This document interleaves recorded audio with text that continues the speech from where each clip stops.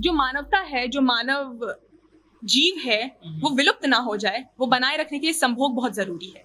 और संभोग होने के लिए एक नर और एक मादा होना जरूरी है। तो आपको क्या लगता है कि बच्चे कैसे पैदा होते हैं? बच्चा कैसे पैदा होता है? सोता पड़ता है तो होता है। भगवान देता है, कैसे होता है? होता है कैसे? जैसे होता है भगवान देता, जैसे होता है। एक औरत तय करती है या एक आदमी तय करता है कि बच्चा होने वाला है या बच्ची? अब मर्द करता है, अब कौची करता है? मर्द करता है तब बच्चा होता है, अब कैसे होगा? औरत मर्द दोनों जिम्मेदार है बाल बच्चा का। मैं हूँ। आप जिम्मेदार हैं? हम अपने जिम्मेदार हैं। पति होता है, आप कौन? पति होता है जिम्मेदार? वो भगवान नहीं जानता है कि बेटा देगा कि बेटी देगा। आप सबसे इतना प्यार और हिम्मत मिलने के बाद आज हम बोलना मना है कि तीसरे एपिसोड के साथ आप सभी के सामने हैं। आप लोगों ने हमें कमेंट्स में बहुत बार बोला कि आप अपने बीच किसी एक्सपर्ट को लेकर आइए, और आपकी वही बात मानते हुए हमने MBBS की स्टूडेंट निहारिका को अपने शो पर बुलाया है। आज वीडियो की शुरुआत करने से पहले मैं आप सभी से एक रिक्वेस्ट करना चाहती हूँ। मैं जानती हूँ हम इस शो में उन मुद्दों के बारे में बात करते हैं जिनके बारे में शायद बिहार में कोई जिक्र भी नहीं करना चाहता, लेकिन इस शो का मकसद ही वही है कि हम चीज़ों को नॉर्मलाइज करना चाहते हैं। हम चाहते हैं कि आप समझें उन मुद्दों के बारे में जो अनसुने रह जाते हैं, उन चीज़ों के बारे में जिन पे हमारा समाज हर वक्त पर्दा डालता रहता है, क्योंकि अब वक्त आ चुका है चीज़ों को पर्दे के बाहर निकालने का। इसीलिए हमने आज का टॉपिक चुना है दूधो नहाओ पूतो फलो। नाम से ही क्लियर है, ये वो आशीर्वाद है जो हर नई नवेली दुल्हन को मिलता है, घर में किसी भी पूजा के बाद हर बहू को मिलता है। इस आशीर्वाद का मतलब क्या है, चलिए हम अपनी टेबल पे बैठे कुछ लोगों से पूछते हैं। प्रशांत। तो नॉर्मली दूधो नहाओ पूतो फलो जो मतलब एज अ बॉय हमको अभी तक सिखाया गया है, वो यही सिखाया गया है कि ये एक आशीर्वाद है जो मतलब पड़ोसी दादी चाची मामी आकर किसी ऐसी लड़की को या वुमेन को देते हैं जो प्रेग्नेंट है, और उनका आशय ये होता है, मतलब they mean to say that कि आपको एक लड़का हो। पूत माने होता है लड़का।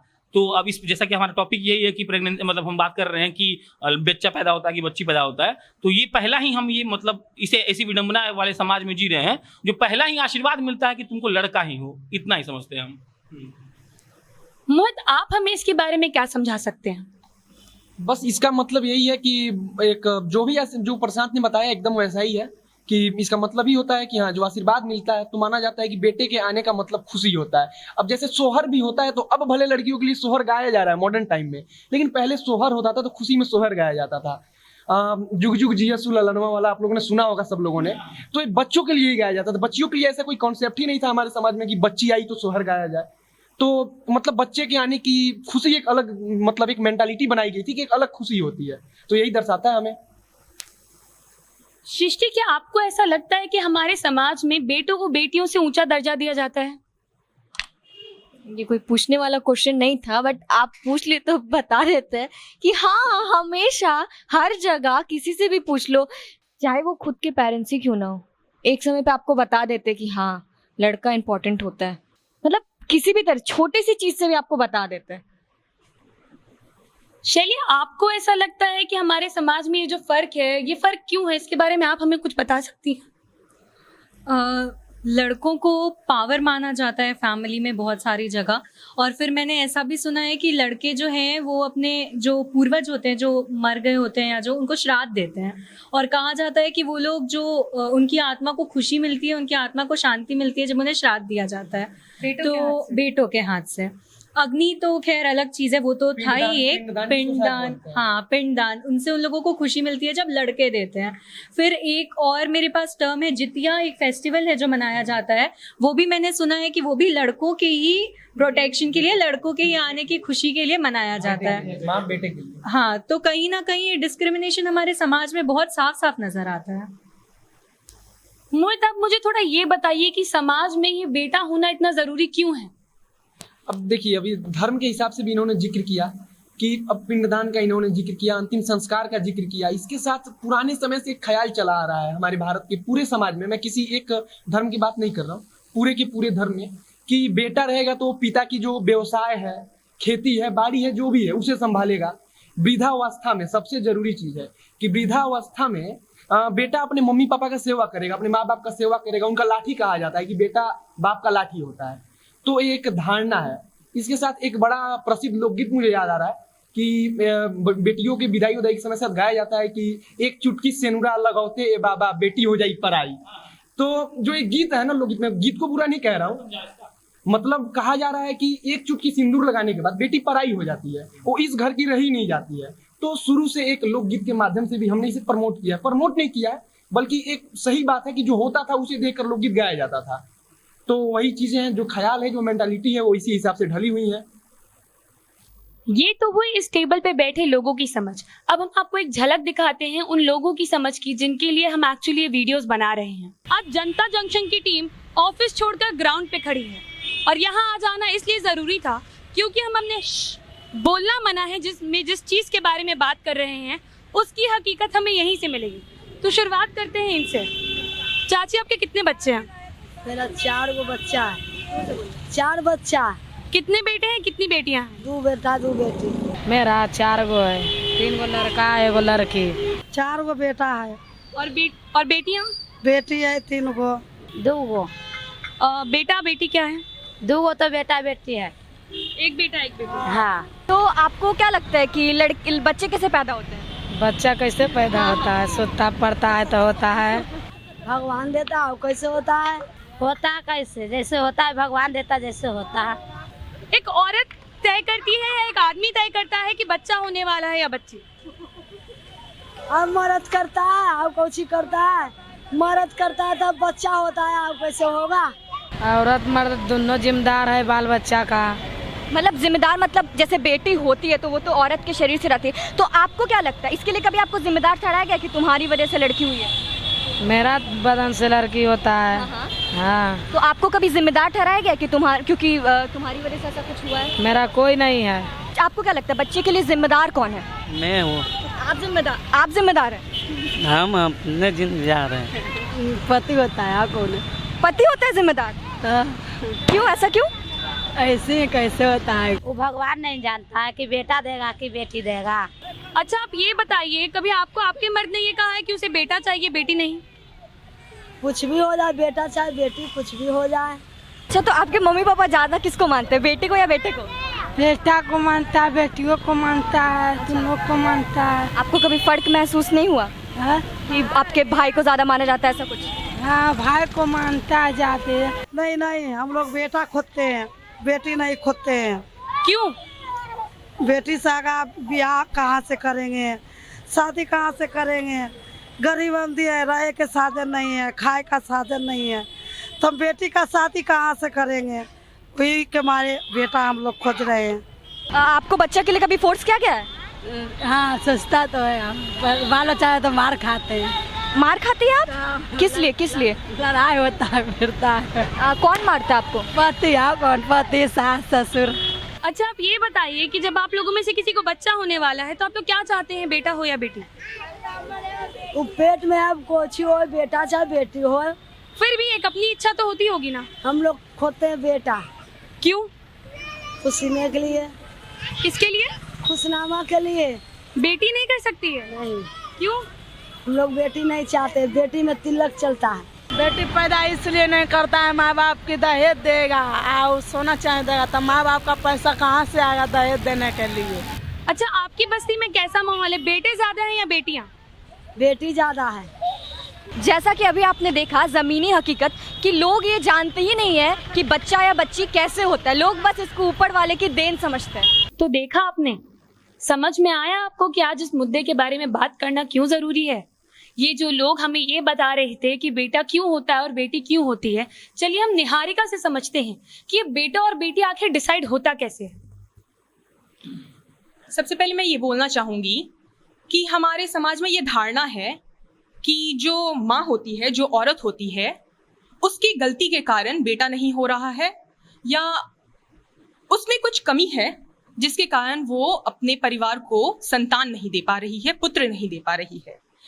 या मैं सभी को बोलना चाहूंगी कि जो बाप होता है, जो मर्द होता है, वो डिसाइडिंग फैक्टर होता है। उसके कारण ही ये डिसाइड होगा कि फैमिली में जो नया मेंबर आ रहा है, जो संतान आ रहा है, वो बेटा है या बेटी है। तो इसके पीछे साइंस क्या है? हमारे शरीर में बहुत सारे सेल्स होते हैं, और सेल्स के अंदर होते हैं क्रोमोसोम्स। क्रोमोसोम्स सब कुछ बनाते हैं। तो जो क्रोमोसोम्स होते हैं वो 23 पेयर होते हैं, 23 पेयर्स, जिसमें से 22 पेयर एक जैसे होते हैं, जिसको बोलते हैं ऑटोसोम्स। और जो आखिरी का बचा एक पेयर होता है उसे बोलते हैं सेक्स क्रोमोसोम्स। ये जो सेक्स क्रोमोसोम होता है ये डिसाइड करता है कि बच्चे का लिंग क्या होगा, क्या वो मर्द होगा, क्या वो मेल होगा, या वो फीमेल होगी, या वो औरत होगी। तो ये जो आखिरी का एक पेयर क्रोमोसोम है उसमें 2 तरह के होते हैं। अब बात करते हैं, देखिए, अगर मेल में क्या पाया जाता है, स्पर्म्स, जो कि फर्टिलाइजेशन के टाइम यूज होता है, और फीमेल में होती है ओवा। तो वो जो आखिरी पेयर क्रोमोसोम है वो स्पर्म्स में 50% स्पर्म्स में एक्स क्रोमोसोम्स होते हैं और 50% स्पर्म्स में वाई क्रोमोसोम्स होते हैं। मतलब किसी आदमी को बनने के लिए एक एक्स, एक वाई और जो 22 पेयर ऑफ क्रोमोसोम्स सेम थे वो होने चाहिए। पर एक फीमेल को बनने के लिए एक एक्स, दोबारा एक एक्स और वो 22 पेयर जो सेम थे वो होने चाहिए। तो मेल जब अपना शुक्राणु बना रहे हैं तो उनके आधे स्पर्म्स में तो एक्स क्रोमोसोम है, पर उनके बचे हुए आधे स्पर्म्स में वाई क्रोमोसोम्स है। पर जो फीमेल्स ओवा बना रही हैं उनमें सारे के सारे ओवा एक्स क्रोमोसोम्स के साथ ही हैं। तो अब बताइए, मेल का, आदमी का एक एक्स क्रोमोसोम्स आता है, क्या आप इसे पढ़ सकती हैं? आदमी का ये एक एक्स क्रोमोसोम्स आया और औरत की तरफ से ये ओवा एक्स क्रोमोसोम्स का आया। ये दोनों मिलके ये एक बच्चे को बना रहे हैं और ये बच्चे के पास 22 पेयर नॉर्मल जो सारे सेम्स होते हैं वो क्रोमोसोम्स होते हैं और एक्स क्रोमोसोम्स हैं। तो ये जो बना, ये बच्चा फीमेल बनेगा, ये बच्चा फीमेल बनेगा। अब मेल की तरफ से, मतलब पिता की तरफ से, वाई क्रोमोसोम्स का स्पर्म आया और माँ के पास तो एक्स क्रोमोसोम्स का ही ओवा है, तो वो एक्स क्रोमोसोम का ओवा लेके आई। अब इन दोनों का मिलन हुआ और इससे बच्चा बना, ये बच्चा बनेगा मेल। तो अब आप यहां बताइए मुझे, मादा के पास फीमेल के पास तो सिर्फ एक्स और एक्स ओवा ही है, तो वो तो हर बार एक्स और एक्स ओवा ही देगी। पर जो मेल है वो एक बार एक्स, एक बार वाई। आप इसमें बता नहीं सकते हैं कि वो कौन सा आ रहा है, एक्स वाला आएगा या वाई वाला स्पर्म आएगा, वो आके फीमेल के साथ फर्टिलाइज करेगा। तो इससे पता चलता है 50-50 चांसेस है कि जो संतान आने वाली है वो मेल होगी या फीमेल होगी। तो आप किस तरह से बोल सकते हैं कि एक माँ सक्षम नहीं है बेटा को पैदा करने के लिए, जब बाप डिसाइडिंग फैक्टर यहाँ पे दिख रहा है कि बाप का कौन सा शुक्राणु आ रहा है वो बताएगा कि संतान कैसी होगी। मेरा एक सवाल है, होता नहीं है कि टीचर लोग बच्चा सब क्लास में तंग करता है, मतलब बकवास सवाल पूछ के, तो ये बकवास है हम जान रहे हैं, लेकिन हमको क्यूरियोसिटी है, हम जानना चाहते हैं। ये आपका पूरा बात हम समझ गए कि फीमेल के पास खाली एक्स क्रोमोसोम होता है और मर्द के पास एक्स और वाई होता है। एक्स मिल जाएगा तो बच्ची हो जाएगी और एक्स वाई मिलेगा तो लड़का हो जाएगा, ये हम समझ गए। हमको आप ये समझाइए, ठीक है, यहाँ ये भी हम आपकी इस बात से अग्री करते हैं कि man is responsible for the deciding factor of a sex, लड़का हो कि लड़की। लेकिन अगर फीमेल के पास एक्स वाई होता तो, अब जैसे गांव का बूढ़ा होगा ना तो बोला कि लड़की है गलती है कि लड़की में एक्स है, लड़की में एक्स वाई काहे नहीं है, तो गांव का कोई आदमी सब पूछे तो हम क्या जवाब देंगे? अब ये बताइए, आपके पास 2 आंख क्यों है, 3 आंख क्यों नहीं है, 4 आंख क्यों नहीं है? सही बात है। तो बस भगवान ने ऐसे ही बनाया। अब देखिए, ह्यूमंस जो होते हैं, मानव, उनमें एक मेल होता है, एक फीमेल होती है। मतलब एक इंसान के पास कोई एक ही लिंग होगा, या तो वो मर्द होगा या तो वो औरत होगी। लीच समझते हैं ना, केचुआ, केचुआ, वो एक ही केचुआ के अंदर मेल भी होता है, फीमेल भी होता है। शायद ह्यूमंस में भी होता है। नहीं, स्नेल में भी होता है। ह्यूमंस में नहीं होता है? नहीं। अच्छा। ह्यूमंस में आप जानते हैं किसी ऐसे को जिसके पास मर्द भी हो, जो औरत भी हो, उसे हम ट्रांसजेंडर बोलते हैं, वो एक अलग ही विषय है। वो बायोलॉजिकली, साइंटिफिकली अगर समझाया जाए तो वो अबनॉर्मल एक्सेप्शन केसेस होते हैं। पर ह्यूमंस में या फिर कुत्तों में या फिर बंदरों में देखिए तो एक बंदर या एक कुत्ता या एक इंसान या तो मर्द होगा या तो मादा होगी। पर जो लीच है, जो केचुआ है, जो स्नेल है, उसको किसी पार्टनर की जरूरत नहीं है, वो खुद रिप्रोड्यूस करते हैं, उन्हें किसी की जरूरत रिलेशन में नहीं आता होगा फिर? नहीं, उसका ठीक है, झगड़ा नहीं होता होगा। झगड़ा होना या ना होना तो आपके आपके नेचर पे डिपेंड करता है ना, पर ह्यूमन पॉपुलेशन को बढ़ाए रखने के लिए, बनाए रखने के लिए, जो मानवता है, जो मानव जीव है वो विलुप्त ना हो जाए, वो बनाए रखने के लिए संभोग बहुत जरूरी है। और संभोग होने के लिए एक नर और एक मादा होना जरूरी है। और एक नर तभी होगा जब उसके पास एक्स और वाई क्रोमोसोम हो, और एक मादा तभी मादा कहलाएगी जब उसके पास एक्स और एक्स क्रोमोसोम हो। अगर किसी मादा के पास एक्स और वाई क्रोमोसोम है तो वो मादा नहीं, नर होगी। अच्छा, अब समझ में आया। एक और आखिरी सवाल आप। हाँ, ये सिर्फ इंसानों के केस में जो है सो वो इस टाइप से है कि एक्स वाई अगर है तो वो मेल होगा, या फिर एक्स एक्स है तो वो फीमेल होगा। लेकिन बहुत सारे इंसेक्ट्स ऐसे हैं, या फिर इंसेक्ट्स हुए, या फिर जैसे कि टर्टवाइज हैं, या फिर जैसे कि और बहुत सारे हैं जैसे कि पीकॉक हैं। तो इन सब में ये होता है कि इन सब में फीमेल्स जो होती हैं वो डिसाइड करते हैं कि मेल बच्चा पैदा होगा या फीमेल पैदा होगा। ये सिर्फ इंसानों के लिए है कि वो एक्स एक्स या फिर एक्स वाई। ये ऐसा नहीं है, ये ऐसा नहीं है। जिस भी जाति में, प्रजाति में एक नर और एक मादा होती है, बहुत कम ही प्रजातियां हैं जिसमें मादा डिसाइडिंग फैक्टर बनती हैं कि जो संतान होगी वो मेल होगी या फीमेल होगी। मोस्ट ऑफ द जो प्रजाति है, मैक्सिमम, उसमें नर ही डिसाइड कर रहे होते हैं कि जो संतान होगी वो नर होगी या मादा होगी। अब यहाँ पे मैं ये जरूर बोलना चाहूंगी, इसका मतलब ये नहीं है कि आप पिता को और बाप को ब्लेम करने चले जाओ कि तुम्हारी वजह से बेटा नहीं हो रहा है और तुम्हारी वजह से बेटी नहीं हो रही। शरीर के अंदर क्या हो रहा है उसके बस में तो नहीं है। आप जो खाना खाते हैं वो जाके कैसे पचेगा, कितना पचेगा, आपको हाजमा होगा या फिर कोई और कुछ और दिक्कत होगी, ये आप तो नहीं डिसाइड कर रहे होते हैं। तो ऐसा है कि नर मतलब पिता डिसाइड कर रहा है, पर उसके हाथ में नहीं है कि मेल चाइल्ड होने वाला है, मतलब बेटा होने वाला है या बेटी होने वाली है। उसका शरीर जो उस वक्त जो रिलीज कर दे। एक लास्ट सवाल है जी जरूर। आप बोली उस वक्त की मतलब जब आप, शायद हो सकता है स्लिप ऑफ टंग हो, लेकिन मैंने गौर किया, आपने कहा कि लोग कहते हैं कि औरत को बच्चा नहीं हो रहा है and she is not responsible for that. तो क्या औरत को सेक्स प्रॉब्लम नहीं होता है? होता है, होता है। फीमेल को भी होता है, मेल को भी होता है मोस्ट ऑफ द टाइम। एक बात बताइएगा, भारत में जब आप ये टॉपिक लाई ही हैं तो भारत में वैसेक्टॉमी मतलब जो नसबंदी होती है मेल्स में वो ज्यादा इजी होती है, लेकिन नहीं होता है। लेकिन हमेशा बोला जाता है फीमेल को करवाने के लिए। फीमेल का ज्यादा इन्वेसिव प्रोसेस है, फीमेल्स में ज्यादा कॉम्प्लिकेशंस हैं। इस पे हम पिछले एपिसोड डिस्कस कर चुके हैं, और ये सौम्या ने मुझे बताया था कि 98% जो होता है वो फीमेल का होता है और 2% और मर्द का होता है, लेकिन मर्द का ज्यादा इजी होता है। तो ये पहले से ही बन गया कि ना लड़कियों का होगा, जबकि लड़की को ज्यादा तकलीफ होता है। Agree with that. अगला, अब निहारिका ने हमें ये तो समझा दिया कि फादर्स डिसाइड जरूर करते हैं कि बेटा होगा या बेटी, लेकिन उनका भी उस पर कंट्रोल नहीं होता है। तो अब मैं यहाँ सबसे बस ये सवाल पूछना चाहती हूँ कि जब हमारे बस में ही नहीं है कि हम बेटे को जन्म देंगे या बेटी को, तो हमारे ऊपर उस चीज़ को लेकर हिंसा क्यों की जाती है? क्यों जब एक औरत एक लड़के को जन्म नहीं दे पाती तो उसका पति उसके सामने ही दूसरी किसी औरत से शादी कर लेता है? क्यों इंडिया में डोमेस्टिक वायलेंस के केसेस इतने ज़्यादा हैं?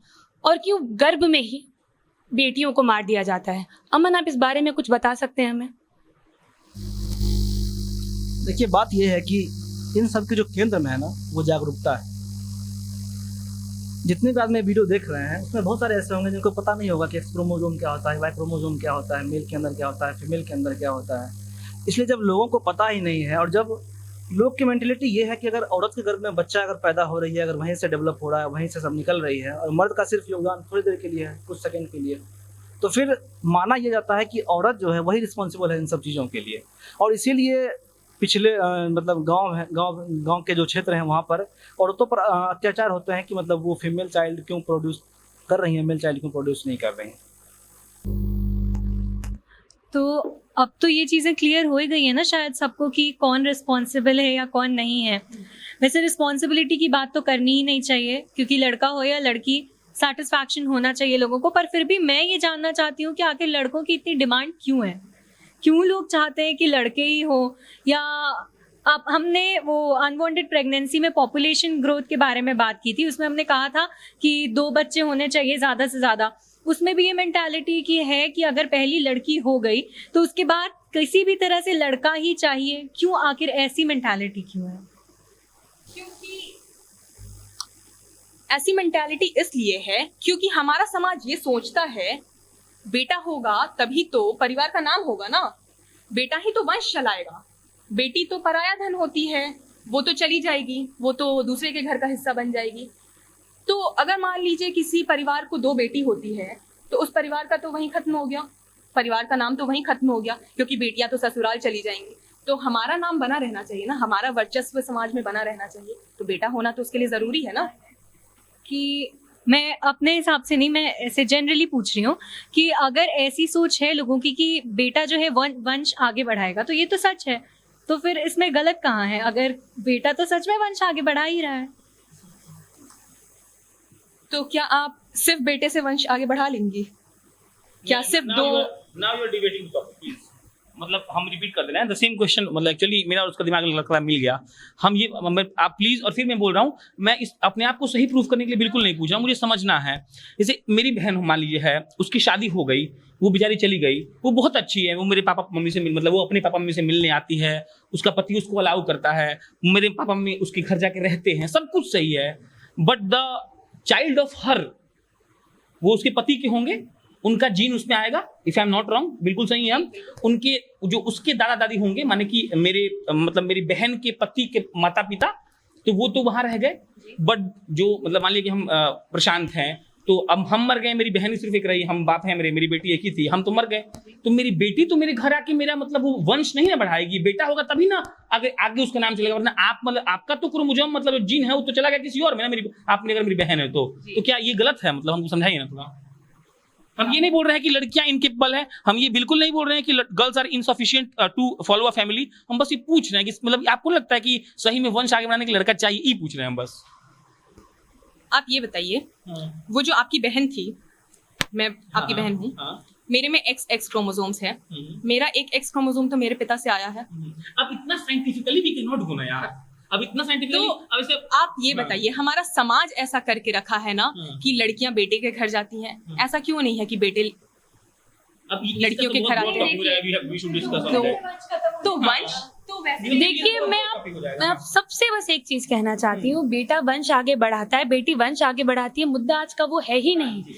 हम बेटियों के आने की बात कर रहे हैं, इसका मतलब ये नहीं है कि हमें परिवार में बेटों के होने से दिक्कत है। मैं आप सबको बस ये याद दिलाना चाहती हूँ कि मुद्दा आज का ये है, जब हमारे बस में है नहीं तो हम पे क्यों जोर जबरदस्ती की जाती है एक बेटे को पैदा करने के लिए। हमें बेटे को पैदा करने से शिकायत बिल्कुल नहीं है, इसका बहुत आसान आंसर है। हाँ, हमें कोई शिकायत नहीं है। मेरा सवाल बस इतना है, मैं इसके बारे में जानना चाहती हूँ हर किसी से जो ये वीडियो देख रहा है, बेटा भी उतनी ही खुशी देता है जितनी बेटी खुशी देती है, लेकिन एक औरत को बेटा पैदा करने के लिए इतने दुख क्यों दिए जाते हैं? मेरा सवाल बस इतना है। It is pre-assumed that boys are more capable than girls. ऐसा हम नहीं कह रहे हैं, I have said pre-assumed. लोग ये मान चुके हैं कि जो लड़का कर सकता है वो लड़की सब नहीं कर सकती है। अब इसका अलग अलग पर्सपेक्टिव है, चाहे वो कमाई में हो, चाहे वो फिजिकल स्ट्रेंथ में हो। आपके पापा को कोई मारने आएगा तो आप बाहर उसको आके उसको ऐसे से कर सकते हैं, बेटा जूता से मारेगा। फिर बोल रहे हैं, I am not saying this, pre-assumed by the society of the people, ठीक है। इसका एक और पर्सपेक्टिव ये है कि बेटी बहुत चीजों में इनकेपेबल है अभी भी, और इसका एक और रीजन है, हम कब दूसरे रीजन पे लाते हैं। अब ये हो गया कि प्री-अज्यूम्ड हम लोग सोच लिए हैं कि बेटी जो होती है वो बेटा से कम होती है। अब आ जाइए एक बात पर कि ये पहला बार कब आया होगा कि बेटी कम है। We should discuss on this also. मतलब आप लड़की हैं, आप पैदा हो गई होंगी, राइट? तो लड़का भी पैदा हुआ होगा किसी एक घर पे, तो लड़की को ही कम क्यों बना दिया गया? इसमें किसका दोष है? हाँ बोलो सर। इतना हम पीछे तो नहीं गए, बट हम ऐसा डॉक्यूमेंट्री में देखे थे कि पहले अभी शादी को बनाया गया प्यार मोहब्बत कल्चर, ठीक है, बट पहले शादी ऐसे नहीं होता था। पहले शादी ट्रेडिंग के लिए यूज किया जाता था कि एक लड़की दूसरे राज्य में गई, अब वो राज्य मेरा, इस तरीके से शादी को यूज किया जाता था। और इसी से सोच लिया जाता था कि लड़की को ऐसे, लेकिन कोई ऐसा सोचा नहीं था कि लड़की कमजोर है, बट इस्तेमाल किया जाता था ट्रेडिंग के चलते। जैसे आप कुछ अज्यूम किए, आप हमको कुछ बोले, अब हम इसको कुछ बोलेंगे, अब वहां बात जाते जाते कुछ और हो जाएगा।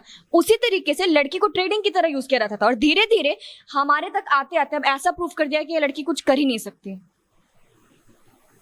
इसने जो कहा, इसके बहुत सारे एग्जाम्पल भी हैं कि अभी इतिहास में बहुत सारे ऐसे राजा हुए हैं जिन्होंने केवल रिश्ते बनाने के लिए शादियां की। ऐसे अनेकों एग्जाम्पल भरे पड़े हैं कि केवल रिश्ता उस राज्य से सही हो जाए, इसके लिए उन्होंने शादी कर ली उस राजघराने की किसी बेटी से। अभी यहाँ कुछ कैपेबिलिटीज और इनकैपेबिलिटीज की बात हो रही थी, और उसके बाद फिर हम गए उस टाइम पे जब राजा महाराजा अपनी लड़कियों को शादी इसलिए करते थे ताकि उनका नेशन या स्टेट पावरफुल हो। मेरे दिमाग में कुछ रामायण और महाभारत से एक बात आई है कि रामायण में सीता माता के बारे में हमने बहुत सुना है और महाभारत में द्रौपदी के बारे में बहुत सुना है। तो मेरा ऐसा मानना है कि जो सीता माँ का अपहरण हुआ था तो उसके वजह से रामायण हुई, द्रौपदी के साथ जो हुआ उसकी वजह से महाभारत हुई। तो कहीं ना कहीं उसी वक्त से लड़कियों में कुछ तो बात रही होगी कि इतने बड़े बड़े युद्ध हो गए हैं। तो ये बस बात मेरे दिमाग में आई। तो अच्छा, मैं अमन जी से पूछना चाहूँगी कि आपको कुछ ऐसे केसेस के बारे में कुछ पता है जहाँ पे लड़कियों के ऊपर बहुत हिंसा या उनको प्रताड़ित किया गया है एक लड़की को जन्म देने के लिए? देखिए, हमारे देश में लड़कियों पर बहुत प्रकार के अत्याचार होते हैं। उसमें एक अत्याचार ये भी है, जैसे एसिड अटैक होता है या फिर जैसे कि मारपीट, डोमेस्टिक वायलेंस होता है।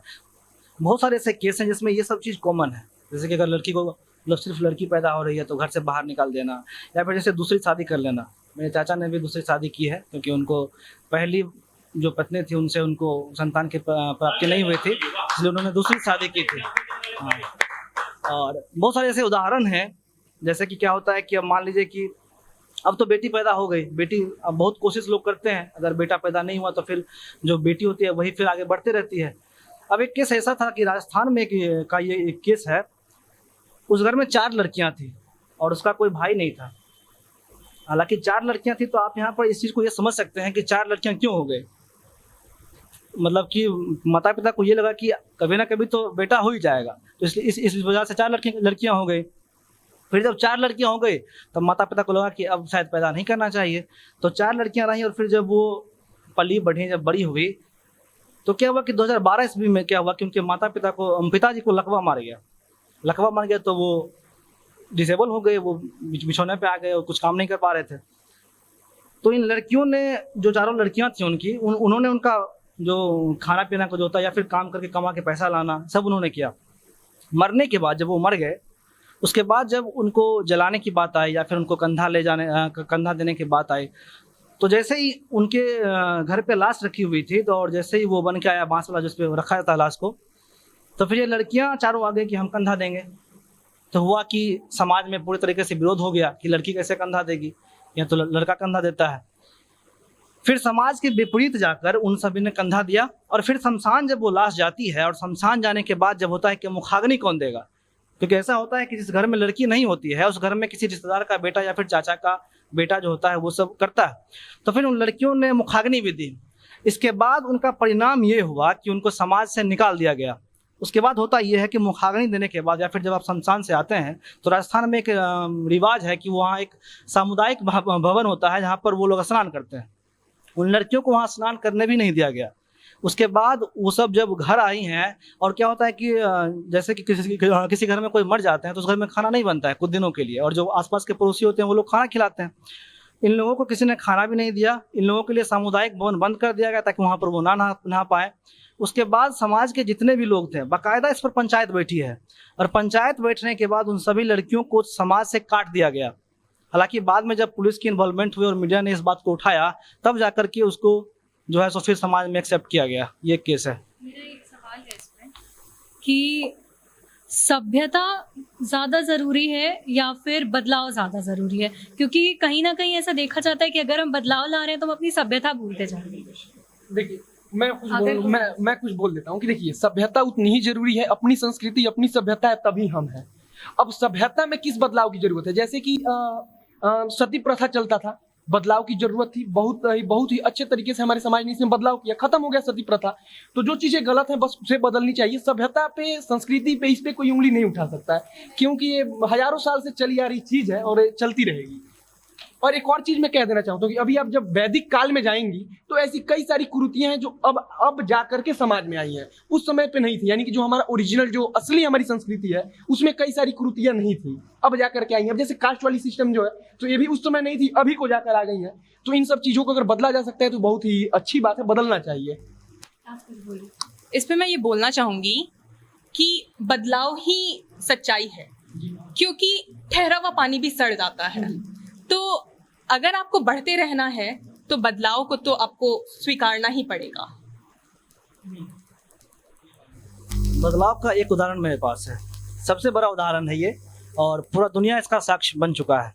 अटल बिहारी वाजपेयी जब वो मरे थे तब उनका अंतिम संस्कार जो किया था वो एक लड़की थी, और वो उनकी दत्तक पुत्री थी, यानी कि अटल बिहारी वाजपेयी उसको गोद लिए हुए थे। और वाजपेयी जी जब मरे थे तब उनका अंतिम संस्कार लड़की ने किया था और उसका लाइव टेलीकास्ट किया गया था, जिसे पूरे देश ने और पूरे दुनिया ने देखा था। ये एक उदाहरण, सबसे बड़ा उदाहरण है। अभी थोड़ी देर पहले मैंने बोलते हुए आपको बताया था कि जब बेटी होने वाली होती है उसे गर्भ में ही मार दिया जाता है। सबसे पहले हम ये समझते हैं कि गर्भपात होता क्या है। निहारिका, आप कुछ बता सकती हैं? गर्भपात मतलब अबॉर्शन, मतलब इसमें क्या होता है कि जब बच्चा इस दुनिया में आया ही नहीं है उससे पहले ही उसे मार देना। और ये जनरली कब होता है? 28 हफ्ते से पहले ये हो जाता है।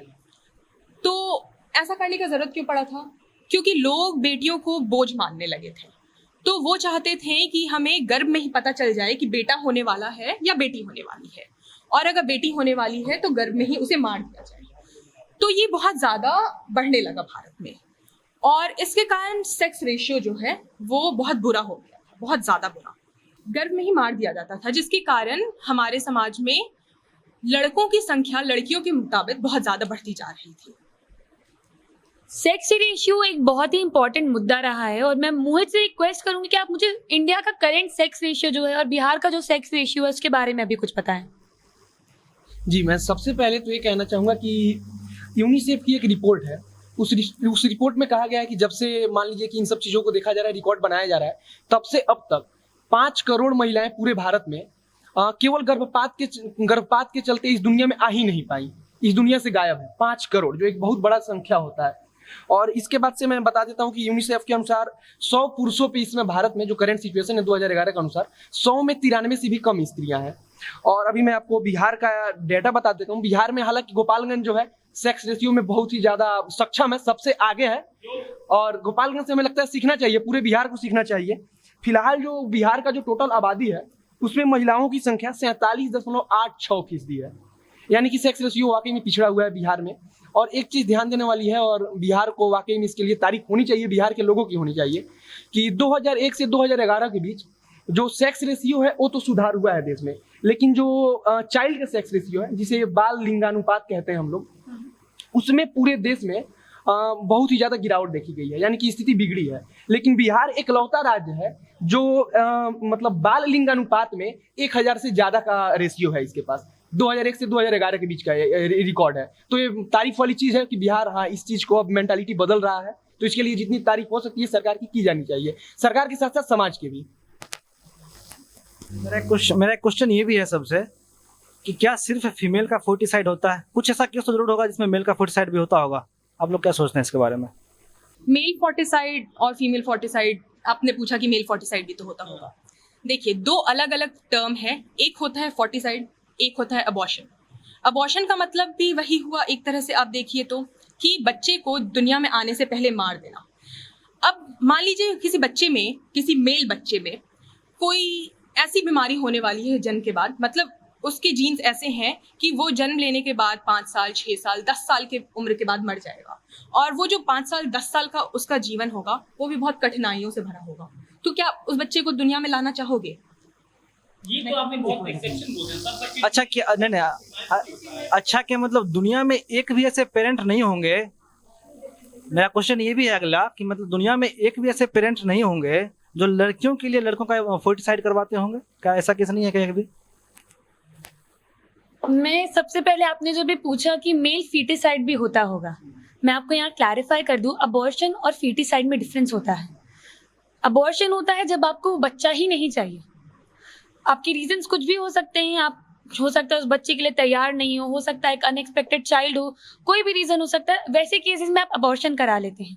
फीमेल फीटिसाइड की जब हम बात करते हैं तो हमको फीमेल ही नहीं चाहिए उन सिनेरियोज में। मैं ये अबॉर्शन सिर्फ और सिर्फ इसलिए करा रही हूँ क्योंकि मेरे गर्भ के अंदर एक लड़की है। इसके लिए हमारे पास बहुत सारे कानून भी हैं जो इस चीज की मनाही करते हैं। इनफैक्ट अब शायद इंडिया में एग्जैक्ट डेट मुझे पता नहीं, लेकिन काफी पहले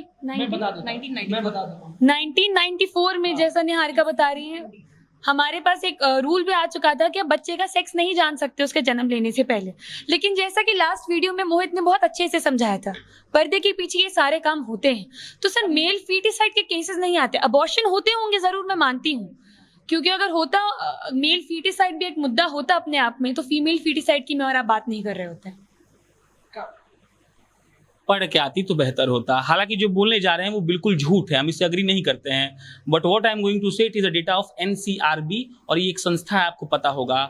2014 में लड़कियों से ज्यादा लड़कों को मारा गया था, and the data is 53 male बच्चों को जानबूझकर मारा गया था, वो लोग जेल में हैं। और आपकी जानकारी के लिए बता दे रहे हैं, हम इससे सहमत नहीं है, हम फिर बोल रहे हैं हम सहमत नहीं इस NCRB डेटा से, लेकिन एक संस्था है और ये NCRB डेटा कहता है कि 2014 में मात्र 50 लड़कियों को मारा गया था, जो डेटा में उपलब्ध है। अब लुका छुपा के मार दिया गलत है, तो ये आप पढ़ के आइए, मेल को मारा जाता है और 53 को मारा गया है अमन, और ये NCRB का डेटा है, and I am reading it for you. As many of as 53 male foeticides were reported in 2014 compare to 50 cases of female foeticides. अत्याचार होता है सब पर। मैं कभी डिसएग्री नहीं करती कि लड़कों के साथ अत्याचार, हाँ बात तो मानिए कि मेल फिटिसाइड भी होता होगा, हाँ बिल्कुल मानती हूँ सर, लेकिन हाँ आपका बात हम ये इससे एग्री करते हैं कि फीमेल का अनुपात ज्यादा है, आई एग्री विद दैट, लेकिन मेल का भी होता ही होगा, होता ही है सर। सर हम लोग एक बहुत अजीब समाज में रहते हैं, यहाँ पे ऐसी कोई भी चीज मैं सुनती हूँ ना, मुझे कभी सरप्राइज नहीं होता है कि ऐसा होता होगा, ऐसा नहीं होता होगा। सर फीमेल फीटिसाइड आपने बहुत सही बोला कि डेटा पे भरोसा नहीं किया जा सकता है, बिल्कुल। मैं मुझे इसलिए फर्क भी नहीं पड़ा कि मैं गलत हूँ। बहुत टाइम पहले सर एक सीरियल आता था, उस सीरियल का नाम था नाना इस देश मेरी लाडो। तो उसमें एक राजस्थान के छोटे से गांव का कॉन्सेप्ट लिया गया था, जिसमें ये दिखाते थे कि जब एक लड़की पैदा होती थी तो सर कुछ मेरे साइज की कढ़ाई में उबलते दूध में उस जिंदा बच्ची को डाल दिया जाता था।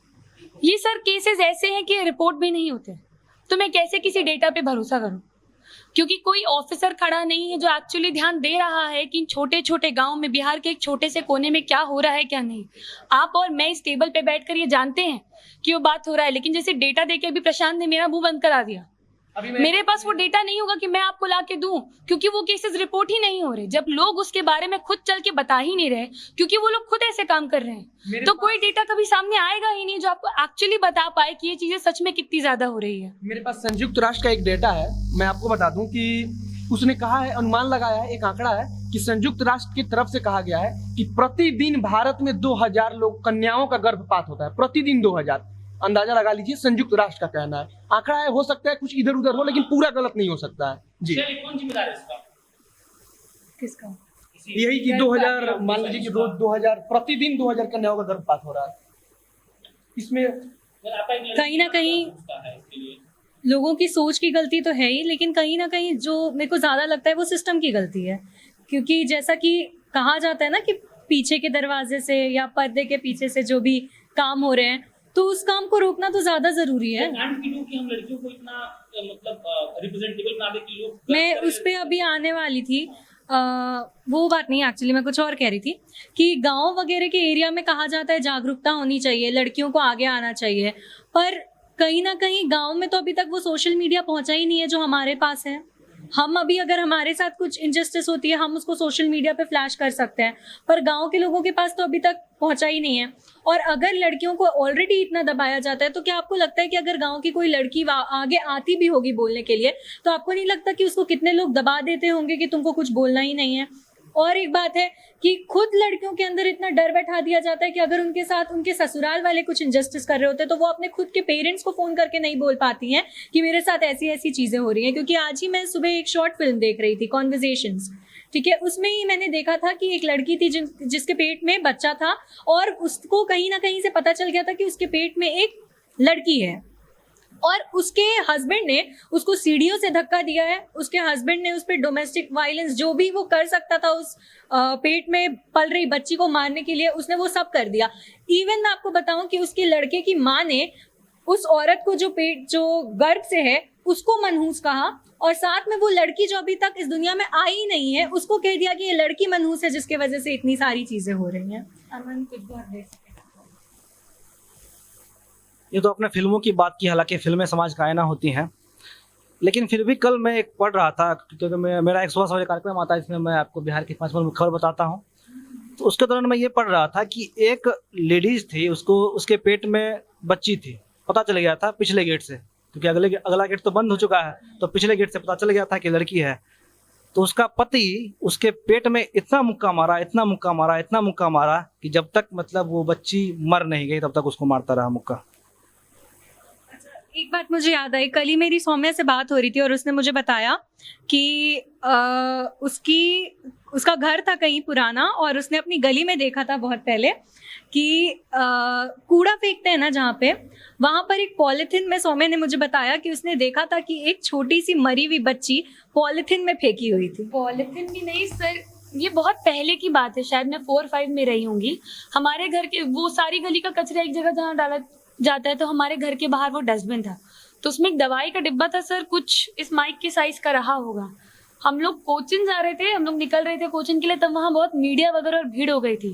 तब बाद में पता चला सर कि उस इतने से साइज में एक बच्ची की लाश डाल के गया हुआ था कोई। मतलब जो आपने बताया ना, ये हमने ही पढ़ा था, अमन आपको याद हो तो, हरियाणा में एक कुत्ता ने बचाया था, लड़की को पॉलिथीन में बांध दिया गया था, बहुत हाईलाइट हुआ था ये, और डस्टबिन में फेंक दिया गया था। मतलब वो मरने वाली थी, कुत्ते ने आके पॉलिथीन खींच दिया, फिर उसको सांस आने लगा और वो कुत्ता लेके गया, तो फिर लोग आके देखे कि लड़की है और तब उसको हॉस्पिटल में लाया गया। तो और ये एक डेटा आप भी जान लीजिए कि हरियाणा में सबसे ज्यादा ये सब होता है, लड़कियों का लड़कों का जो अनुपात है सबसे ज्यादा कम हरियाणा में ही है, और इसका वजह इलिटरेसी है। और इस एक और मुख्य वजह है, वहां पे लड़कियों को श्राप, सच मतलब बिहार में बहुत अच्छा स्थिति है हरियाणा से, वहां पे वो लोग उसको श्राप मानते हैं। लड़की माने कि मतलब बस मतलब काल है, लड़की वो लोग पैदा नहीं होना चाहते हैं। मैक्सिमम जो मेरे पास एग्जांपल्स है केसेस के, वो हरियाणा के ही हैं। लड़की को मार दिया गया, जला दिया गया, 3-4 लड़की को पिछले साल जला दिया गया था, जस्ट बिकॉज कि उसको लड़का नहीं हो रहा था। अब हम लोग इस वीडियो के एंड में पहुंच चुके हैं और मैं वही करूंगी जो मैं हमेशा करती हूँ, सबसे एक तरीका पूछूंगी कि वो समाज में बदलाव लाने के लिए क्या करना चाहते हैं। लेकिन आज प्रशांत मेरा डायलॉग चुरा ना ले, इसलिए मैं अपनी बात सबसे पहले कर देना चाहती हूँ। देखिए, मुझे समाज में बेटों के पैदा होने से कोई तकलीफ नहीं है। मुझे ये भी तकलीफ नहीं है कि आप बेटे को बेटी से थोड़ा ज्यादा प्यार करो, अपनी अपनी प्रेफरेंस होती है, किसी को बेटियां ज्यादा प्यारी है, किसी को बेटे ज्यादा प्यारे हैं। समाज में बदलाव आ रहा है। मैं आपसे ये भी उम्मीद नहीं कर रही कि कल सुबह आप उठे और आपकी सोच पूरी की पूरी बदल जाए। 70 से ज्यादा साल हो गए हमें आजाद हुए, हमारी सरकार इतने सालों में देश भी नहीं संभाल पाई है ढंग से। तो मैं आपसे भी उम्मीद नहीं करती कि आप एक दिन में सब कुछ, अपनी सारी पुरानी सोच को बदल के कुछ नया कर लें। सोचना शुरू करिए और शुरुआत करिए। और मेरी आपसे बस इतनी सी दरख्वास्त है कि जब एक औरत का एक प्रेगनेंसी पीरियड होता है, वो उसकी लाइफ का एक शायद सबसे इंपॉर्टेंट टाइम होता है, उसको उसके लिए एक नाइटमेयर, एक बुरा सपना मत बनाइए। उन पे अपनी उम्मीदों का बोझ मत डालिए, उसे अपनी खुशी एंजॉय कर लेने दीजिए। उस पे अपने बोझ मत डालिए कि तुम मुझे बेटा दो या बेटी, जो हो उसे उतना ही प्यार करिए ना। बेटा है, नहीं हुआ कोई बात नहीं, अडॉप्शन के भी तरीके अब हैं हमारे पास, लेकिन एक बच्चे को लाने के लिए आप अपनी बहू की जिंदगी बर्बाद मत करिए।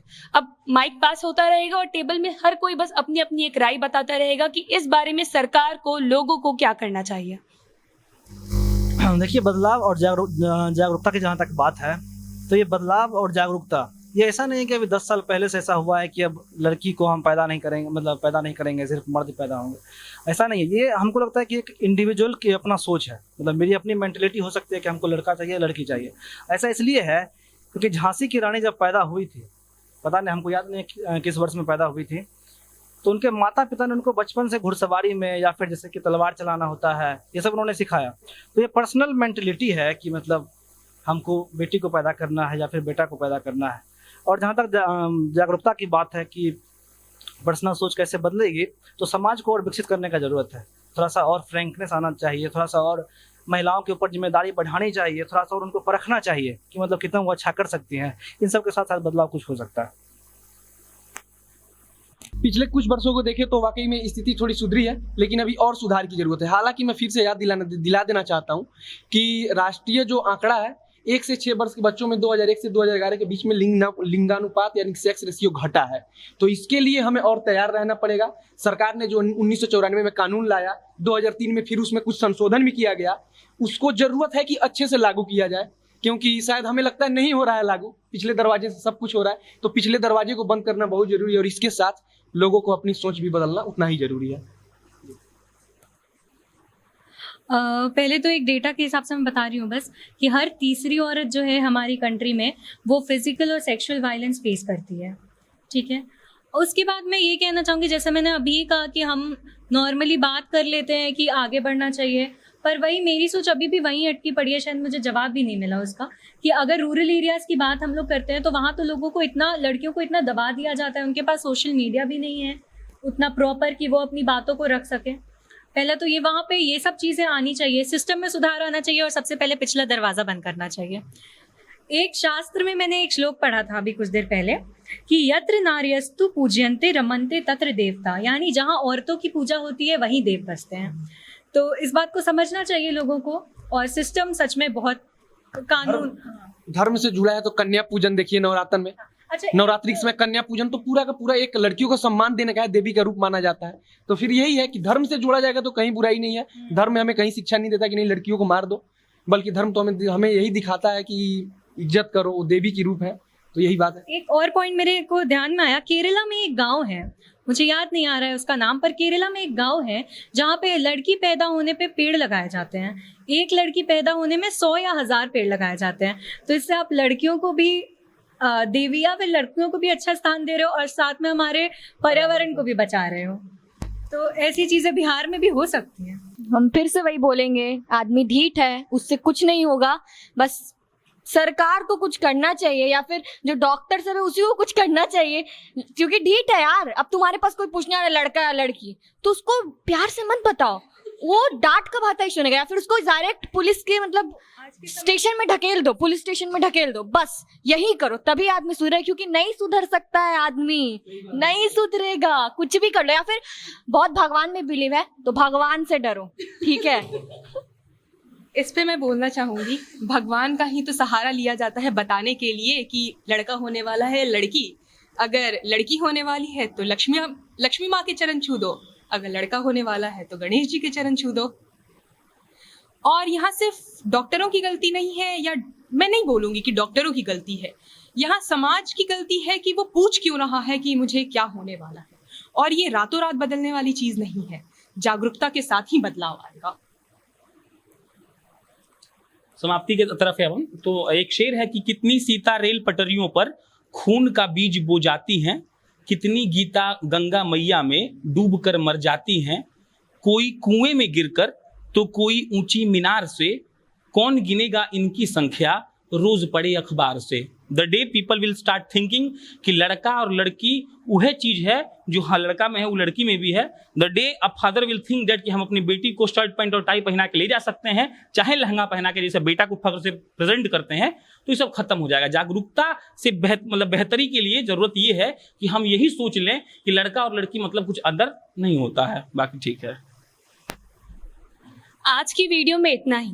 अगर आपको ये वीडियो थोड़ी भी पसंद आई तो इसे अपने दोस्तों के साथ शेयर ज़रूर करें। और मैं आपसे ये कहना चाहती हूँ कि जनता जंक्शन यहाँ आपकी सारी बातें सुनने के लिए ही बैठी है।